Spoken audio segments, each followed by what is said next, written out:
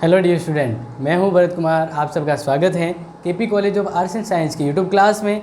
हम देख रहे हैं यहाँ पे बीए सेकेंड ईयर राजनीति विज्ञान पॉलिटिकल साइंस और ये सेकंड पेपर है। इसमें हम देख रहे हैं लेसन 5 जो हॉब्स के विचारों के ऊपर यानी हॉब्स के बारे में हम जान रहे हैं। तो ये इसका आज एंडिंग पार्ट होगा। इसी के साथ इस चैप्टर है जो 5 चैप्टर खत्म हो जाएगा। तो आज हम देख रहे हैं थॉमस हॉब्स के व्यक्तिवादी विचारधारा को। ये बहुत ही इंपॉर्टेंट है और इसको आपको समझना होगा। और ये वाला जो पार्ट है इसको जो मैं पढ़ा रहा हूँ इसको आपको समझने से पहले आपको ये याद रखना है कि इससे पहले वाले पार्ट है ना वो आप ज़रूर देखें, क्योंकि ये जो पार्ट अभी यानी ये जो मैं पढ़ा रहा हूँ ना ये उससे रिलेटेड है। तो आपको बेहतर अच्छे से समझने के लिए उस पार्ट अगले वाले पार्ट को भी देखना होगा। तो हम शुरू करते हैं थॉमस हॉब्स के बारे में। तो सबसे पहले आपको ध्यान रखना है थॉमस हॉब्स को क्यों जाना जाता है, क्यों थॉमस हॉब्स को राजनीति विज्ञान में बार बार रिवाइज किया जाता है या इनका कुछ भी इंपॉर्टेंट है वो रहता है, किस वजह पे रहता है, तो ये आपको पता होना चाहिए। थॉमस हॉब्स को समझौतावादी विचारक के तौर पे जाना जाता है। बिल्कुल सही, आपको इसी पॉइंट व्यू को लेकर चलना है, क्योंकि बार बार प्रश्न जब आए तो इनके इसी विचार को मद्देनजर रखते हुए आपको ध्यान रखना है कि इनसे रिलेटेड इनके प्रश्न पूछे जाते हैं। तो थॉमस एक समझौतावादी विचारक हैं और इसी के तहत इनकी वो फेमस जो पुस्तक है वो है लेवियाथन 1651 को प्रकाशित हुई थी। तो इससे रिलेटेड है। अब इसमें उन्होंने कहा था कि राज्य हैं वो एक समझौते का परिणाम है। समझौते का परिणाम इसलिए कहा क्योंकि उस समय जब प्राकृतिक अवस्था थी तो उस प्राकृतिक अवस्था में लोग वो असभ्य थे और हमेशा संघर्ष होता था। तो लोगों ने क्या किया, सबने मिलकर एक समझौता किया और एक राज्य को अपना दायित्व शक्ति संघर्ष सौंपा और राज्य है को कहा कि आप हमारी सेफ्टी करेंगे, हमारी रक्षा करेंगे। तो इस तरह से राज्य अस्तित्व में आया और समझौता हुआ था। तो अब उसमें जो समझौता किया तो समझौता करने वाले कौन थे? बिल्कुल राज्य, थॉमस हॉब्स के राज्य में समझौता करने वाले कौन थे? लोग थे, व्यक्ति थे। तो बस आज का अपना यही टॉपिक है कि थॉमस हॉब्स ने व्यक्ति और व्यक्तिवादी विचारधारा की यानी कहने का मतलब व्यक्ति के बारे में क्या सोचा है, उनकी क्या विचारधारा थी वो हम यहाँ पे जानेंगे। तो मैंने कुछ पॉइंट पहले ही यहाँ पे नोट कर दिए हैं ताकि आपको पॉइंट हैं वो लिखने में मतलब यहाँ पे टाइम वेस्ट नहीं हो, सीधा सा टॉपिक पे आ जाए। तो पहला पॉइंट है मानव स्वभाव संबंधी धारणा। ध्यान रखिए, मानव स्वभाव संबंधी धारणा थॉमस हॉब्स के अकॉर्डिंग। तो थॉमस हॉब्स ने, अगर आपको पता, मैंने पहले भी बताया था, वापस बता रहा हूँ कि थॉमस हॉब्स ने मानव को एकांगी, संकालु, लोभी प्रवृत्ति का माना है। थॉमस हॉब्स ने कहा कि इन्हीं वजह से वो आपस में संघर्ष थे। तो मानव को यहाँ पे एक तरह से यूँ कहे कि थोड़ा नेगेटिविटी के तौर पे देखा है। यानी जैसे अगर आपको पता है कि अरस्तु ने व्यक्ति को सामाजिक प्राणी कहा है, लेकिन जो थॉमस हॉब्स ने उसने व्यक्ति को असामाजिक प्राणी की ओर इंगित किया और कहा है कि लोभी, लालची और स्वार्थी है और इस वजह पर यह एक अलग विचारधारा रखती है। यानी कहने का ये मतलब है कि यहाँ पे थॉमस हॉब्स से वो व्यक्ति को ज़्यादा इंडिकेट कर रहा है, राज्य से ज़्यादा व्यक्ति को कर रहा है, क्योंकि व्यक्ति के इन्हीं लक्षण की वजह से वो राज्य समझौता हुआ, राज्य का अस्तित्व हुआ। तो यहाँ पे ये ध्यान रखना है कि व्यक्तिवादी विचारधारा यानी जो थॉमस हॉब्स है वह कहीं ना कहीं राज्य को निरंकुश तो मानता है लेकिन व्यक्तिवादी विचारधाराओं को भी ज़्यादा महत्व देता है। फिर दूसरा देखते हैं, राज्य एक कृत्रिम संस्था है। ये बिल्कुल ध्यान रखेंगे, ठीक है ना। राज्य एक कृत्रिम संस्था है, मतलब कहने का मतलब ये है यहाँ पे कि थॉमस हॉब्स ने कहा है कि राज्य है वह लोगों के, व्यक्तियों के समझौते का ही तो परिणाम है। राज्य है वो लोगों के, यानी जो उस राज्य में जो मतलब कहने का राज्य से पहले जो व्यक्ति थे उन्होंने समझौता किया है, तो समझौते के द्वारा ये एक आर्टिफिशियल स्टेट हो गया, यानी कृत्रिम राज्य है। इसके बारे में कुछ पॉइंट है, आप ध्यान रखें। हॉब्स एक समझौतावादी विचारक है, उसके अनुसार राज्य एक कृत्रिम संस्था है और जिसका निर्माण सामाजिक समझौते के आधार पर हुआ है। और हॉब्स का व्यक्ति प्राकृतिक अवस्था में पूर्ण स्वतंत्र था और राज्य का निर्माण व्यक्तियों के कुछ विशेष उद्देश्यों की पूर्ति के लिए हुआ था। तो यहाँ पे राज्य का जब निर्माण होता है तो राज्य एक निरंकुश संप्रभुताशील राज्य है, लेकिन यहाँ पर उस व्यक्तियों को भी एक साथ इंडिकेट किया गया है, क्योंकि राज्य क्यों बना है? राज्य क्यों बना है? व्यक्तियों के समझौते से। और व्यक्ति ने राज्य को क्यों बनाया है? क्योंकि व्यक्तियों को अपने जीवन की सुरक्षा की महत्वपूर्ण रखा। यानी कहने का यही मतलब है कि इन व्यक्तियों ने समझौता क्यों किया? क्योंकि वो अपने जीवन की सुरक्षा चाहते थे। तो इसीलिए यहाँ पे ये जो राज्य इसलिए अस्तित्व में है क्योंकि व्यक्तियों ने समझौता किया। तो इस तरह से यह राज्य को संप्रभुताशील तत्व मानते हुए भी व्यक्तिवादी विचारधाराओं को ज़्यादा महत्व दे रहा है और कह रहा है कि व्यक्तियों की सेफ्टी और व्यक्तियों की सुरक्षा के लिए ही राज्य आया है और व्यक्तियों की वजह से ही ये राज्य बना है। तो ये कृत्रिम राज्य है, ठीक है ना, ये ध्यान रखना है। तो इस तरह से उन्होंने व्यक्तिवादी विचारधाराओं को अपनाया है।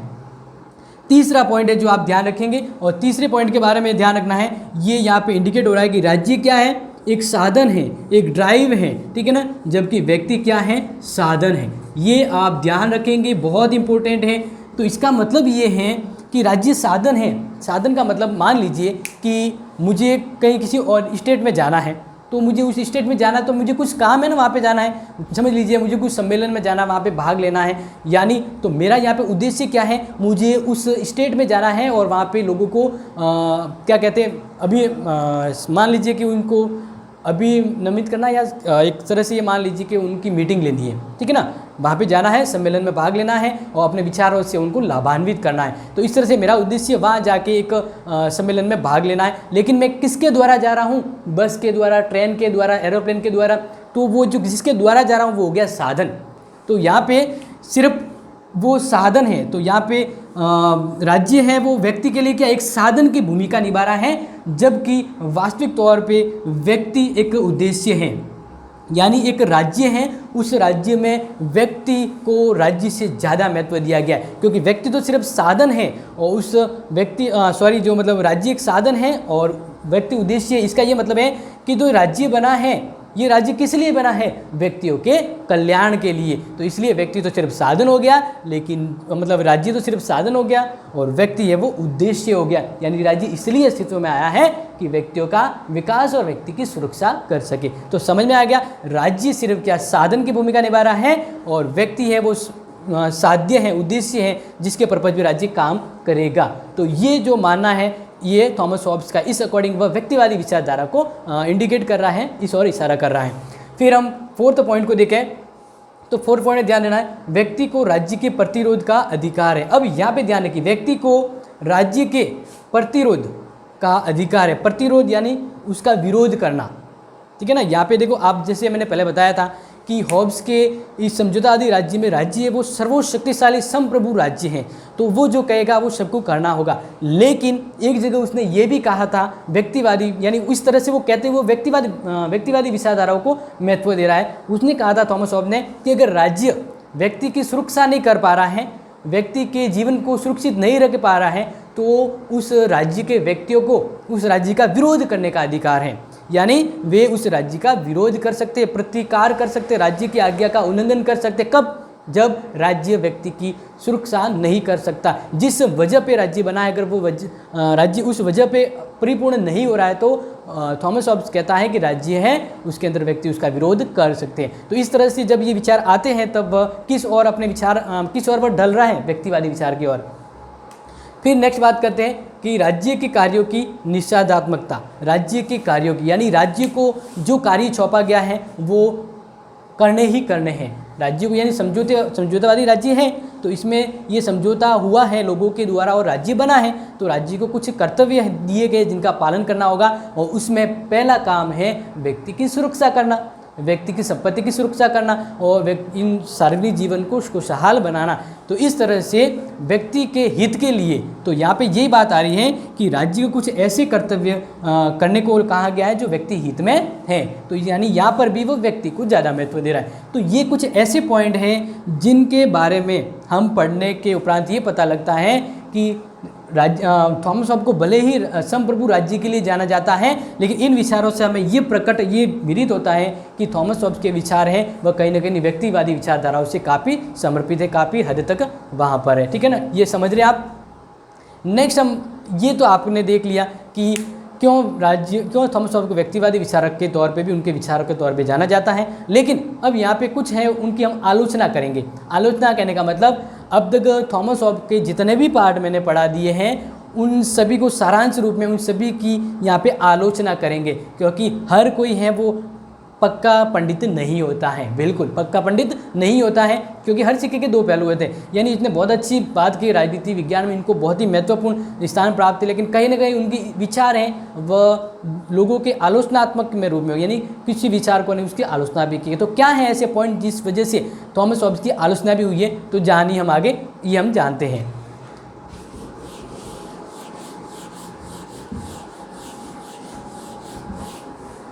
तो ये आपको ध्यान रखना है, कुछ आलोचनात्मक पॉइंट है जिस वजह से थॉमस हॉब्स की आलोचना हुई है।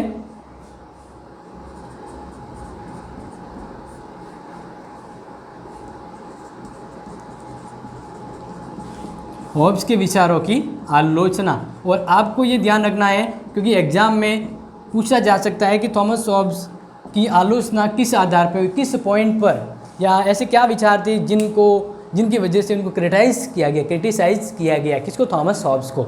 तो पहला ही पॉइंट है मानव स्वभाव संबंधी धारणा एकांगी। मानव स्वभाव संबंधी धारणा एकांगी, ठीक है ना, ये आप ध्यान रखिए। यहाँ पे ये एक बात सामने आ रही है, यानी इस वजह से यहाँ पे आलोचना हो रही है क्योंकि थॉमस हॉब्स ने व्यक्ति का सिर्फ एक ही पक्ष देखा है। क्योंकि व्यक्ति है वह कुछ बुराइयां भी होती है, उसमें कुछ अच्छाइयाँ भी होती है, लेकिन जैसा कि मैंने आपको पहले बताया था, थॉमस हॉब्स ने सिर्फ एक ही पक्ष, एक ही व्यू को देखा है, एकांगी व्यू पे। यानी उन्होंने कहा कि व्यक्ति है ना बहुत ही स्वार्थी, लोभी और कह सकते हैं सिर्फ अपनी मकसद के लिए काम करता है। तो इसलिए यहाँ पे व्यक्ति एक ऐसा रूप भी होता है जो इसने निश्चित नहीं किया है, क्योंकि व्यक्ति एक सामाजिक प्राणी के तौर पे है और उसमें कुछ अच्छाइयाँ हैं, व्यक्ति में कुछ अच्छाइयाँ हैं जिस वजह से उसको जाना जाता है। लेकिन यहाँ पे एक ही दृष्टिकोण को देखा गया है। व्यक्ति के दो पहलू होते हैं, लेकिन थॉमस हॉब्स ने एक ही पहलू पर वर्णन दिया है, इस वजह से इनकी आलोचना होती है। और यहाँ पे गलत होता है, क्यों? क्योंकि व्यक्ति में कुछ अच्छाइयाँ भी होती है और उन अच्छाइयों की वजह से ही राज्य अस्तित्व में रहता है। दूसरा कि इन वजह से थॉमस हॉब्स की आलोचना होती है, समझौता नितांत अतार्किक।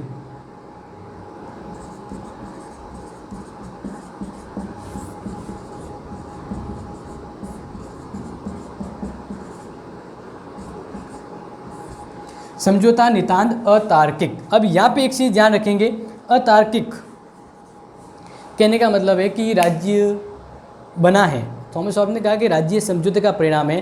तो उससे पहले क्या कहा था? थॉमस हॉब्स ने कहा था कि उससे पहले जो लोग हैं ना वह प्राकृतिक अवस्था में रहते थे, तो आपस में लगड़ते झगड़ते थे, यानी हिंसक वातावरण था। तो फिर लोगों ने समझौता किया। तो अब यहाँ पे एक अगर हम सही से देखें ना रियलिस्टिक में, तो जब अगर लोगों का नेचर ही ये है झगड़ना करना, आपस में मारकूट करना, स्वार्थी, तो वो एकाएक ऐसा क्या परिवर्तन आया कि सब लोग आपस में मिल गए और अपना सब कुछ है एक राज्य को सौंप दिया और कहा कि राज्य अब बनेगा और वो हमारी सेफ्टी सुरक्षा करेगा। तो कहने का मतलब है कि व्यक्ति एक आध बदल सकता है, सभी व्यक्ति एक साथ ऐसे कैसे बदल गए कि उन्होंने सब ने मिलकर सहयोगी रूप में एक समझौते के तौर पे राज्य का निर्माण किया। तो यहाँ पे ये बात है वो थोड़ी हजम नहीं होती है कि जो व्यक्ति का स्वभाव होता है ना वो कभी मतलब एक झटके में नहीं बदलता है और सभी एक साथ नहीं बदलते हैं। तो ये बात थोड़ी हजम कम होती है कि सभी व्यक्ति सुधर गए, जो जंगली वातावरण में जंगली पशु की तरह थे लेकिन सुधर गए और राज्य को बनाया। तो ऐसा ये थोड़ा सा डिपिकल या हजम नहीं होती, क्योंकि व्यक्ति है वो तुरंत ही नहीं बदलता है। इसलिए हम कहते हैं कि जो समझौता है कहीं ना कहीं अतार्किक, अगर हम इसको तर्क के तौर पर समझे तो अतर्क के रूप में आता है। तर्क यहाँ पे वो सही नहीं बैठता है जो थॉमस हॉब्स ने दिया है। फिर हम तीसरा पॉइंट देखें,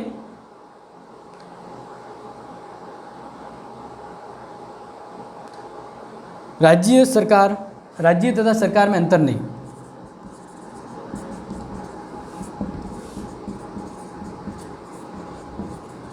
ये चीज़ आप ध्यान रखेंगे।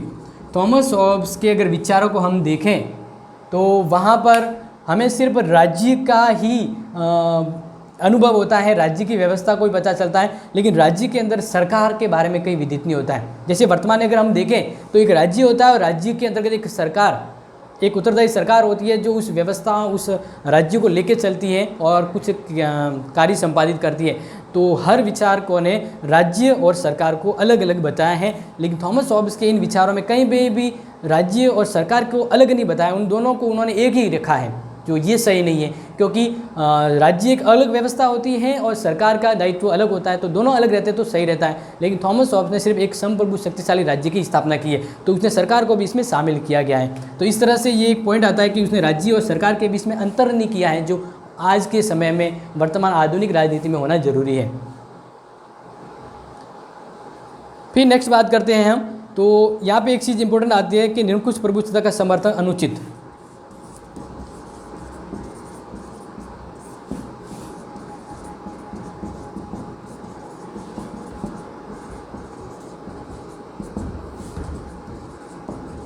ये आप एक चीज़ ध्यान रखेंगे, ये जो पॉइंट है ना वो लिखते रहना है आप, क्योंकि एग्जाम में आप जो समझ रहे हो अभी वो आपने अगर लिख दिया ना तो आपको बहुत ज़रूरी होगा एग्जाम में ये आपको याद रहेंगे। तो अब देखिए यहाँ पे निरंकुश प्रभुसत्ता का समर्थन, और ये एक तरह से अनुचित प्रतीत होता है। यानी एक तरह से आप ही सोचिए, आज तक के राज्य में कभी ऐसा हुआ है कि जो राजा या के राज्य के अंतर्गत हम अभी की जैसे बात करें वर्तमान परिप्रेक्ष्य में, आधुनिक परिप्रेक्ष्य में, तो अगर राज्य चलाने की शक्ति है अगर किसी के पास है तो वो पूरी तरह से निरंकुश शक्ति का प्रयोग कदापि नहीं कर सकता है, क्योंकि आपने जहाँ पर भी अगर राज्य की व्यवस्थाओं को देखे तो हर जगह राज्य और वहाँ की सरकार है वो मर्यादित रहती है, उसके ऊपर कुछ नियंत्रण रहता है, ठीक है ना। इस तरह से नहीं तो फिर वह व्यवस्था या कह सकते हैं कि वह जो व्यवस्था जो बन जाती है वह एक तरह से अव्यवहारिक हो जाती है।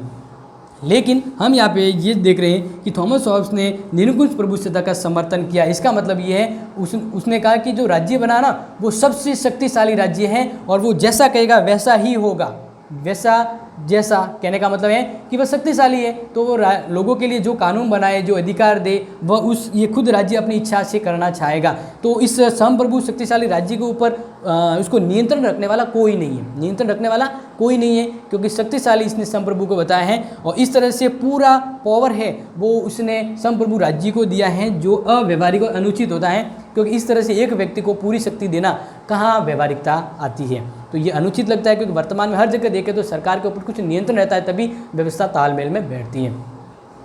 तो यहाँ पे कुछ एक जो पॉइंट थे जो हमने यहाँ पे डिटेल देखी है, उसकी एक और पॉइंट है जो आपको ध्यान रखना है। यहाँ पे प्राकृतिक अवस्था का जो वर्णन किया था ना थॉमस हॉब्स ने, वह कहीं न कहीं अव्यवहारिक या अवास्तविक लगता है। क्यों?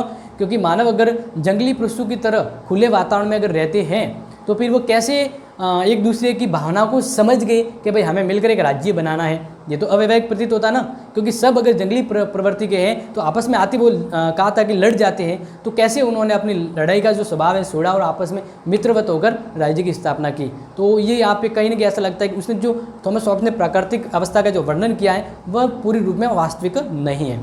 तो ऐसे आप ये ध्यान रखना कि जब भी एग्जाम में प्रश्न आए तो ये जो चीज़ें मैंने बताई आप ज़रूर दिमाग में रखें और इसको लिखें, ठीक है ना। अब हम निष्कर्ष तौर पे देखते हैं।